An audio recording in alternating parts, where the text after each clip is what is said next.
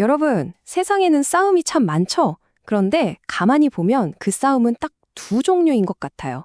하나는 겉으로 드러나는 시끄러운 다툼, 그리고 다른 하나는 바로 우리 마음속에서 벌어지는 아주 조용한 투쟁이죠. 오늘은 2500년 전의 한 이야기를 통해서 이 두 가지 싸움을 모두 꿰뚫어 보고 우리 마음의 가장 깊은 곳에 숨어있는 장애물은 무엇인지 한번 탐색해 보겠습니다. 자, 그럼 시간 여행을 좀 떠나볼까요? 때는 고대 인도 코산비라는 곳입니다. 부처님이 머물던 수행 공동체가 있었는데 어느 날 보니 이곳이 엄청난 혼란과 갈등에 빠져 있는 거예요. 평화와 고요함에 가득해야 할 곳이 분열의 소용돌이에 휘말려 버린 거죠. 분위기가 어땠냐면요. 정말 말 그대로 살얼음판이었습니다.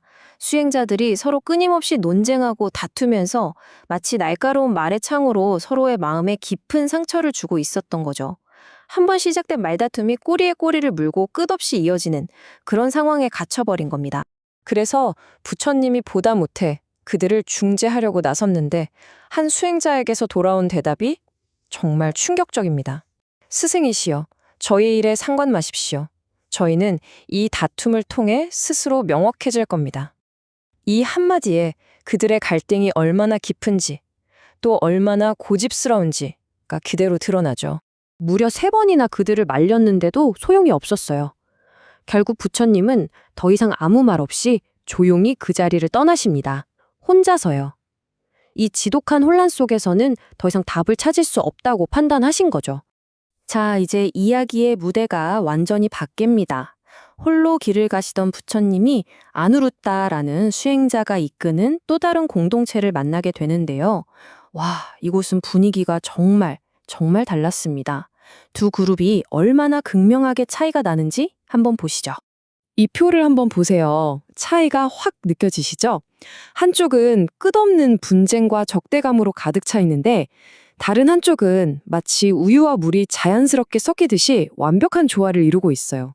서로를 향해 날선말을 던지는 대신 다정한 눈빛을 주고받으며 기쁨을 나누는 곳이었죠. 정말 놀라운 대조 아닌가요? 아니 도대체 어떻게 이럴 수가 있을까요? 아누루타의 그룹은 뭘 어떻게 했길래 이렇게 완벽한 화합을 이룰 수 있었던 걸까요? 그 비밀이 정말 궁금하지 않으세요? 자, 지금부터 그 비결 속으로 함께 들어가 보시죠. 비결은 거창한 데 있지 않았어요. 아주 구체적인 실천에 있었죠. 몸으로 하는 행동, 입으로 하는 말, 그리고 마음속 생각까지 항상 서로에게 자애, 즉 사랑과 친절을 베풀었습니다. 그런데 진짜 핵심은 이거예요. 내 생각, 내 주장을 잠시 내려놓고 기꺼이 동료의 마음에 따랐다는 점입니다. 이들의 정신을 한마디로 요약한 말이 있는데요. 정말 감동적입니다. 그들은 이렇게 말했어요.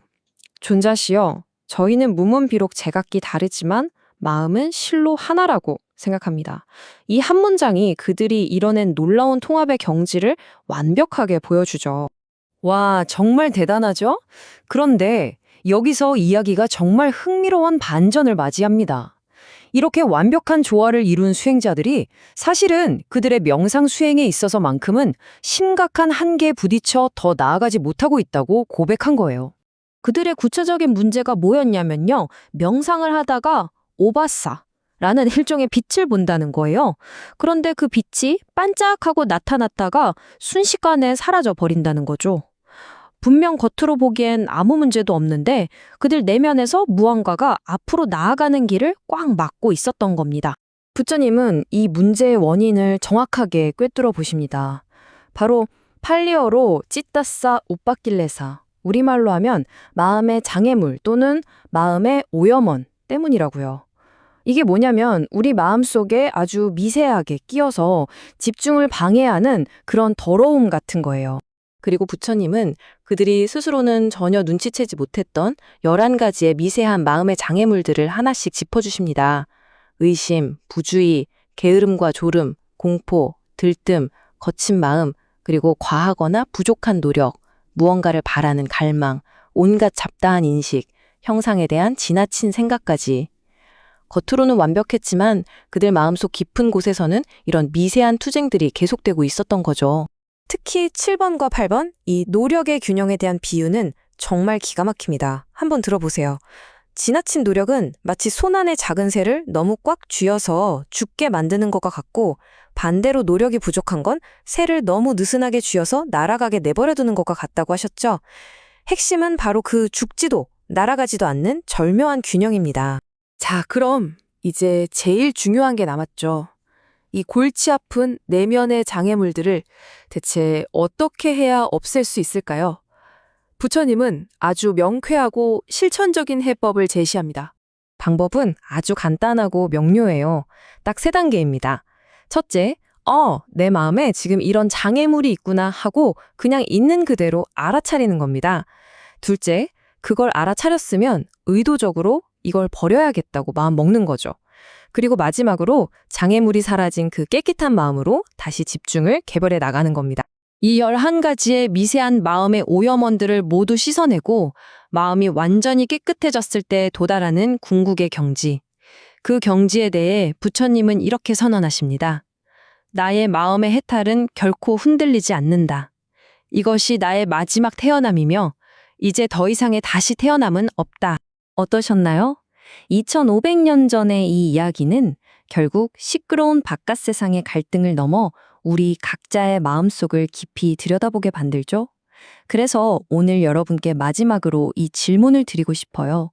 지금 바로 이 순간 당신의 마음을 가장 무겁게 하고 평화를 가로막는 그 장애물은 무엇인가요? 이 질문을 가슴에 품고 한번 조용히 자신을 돌아보는 시간을 가져보는 건 어떨까요?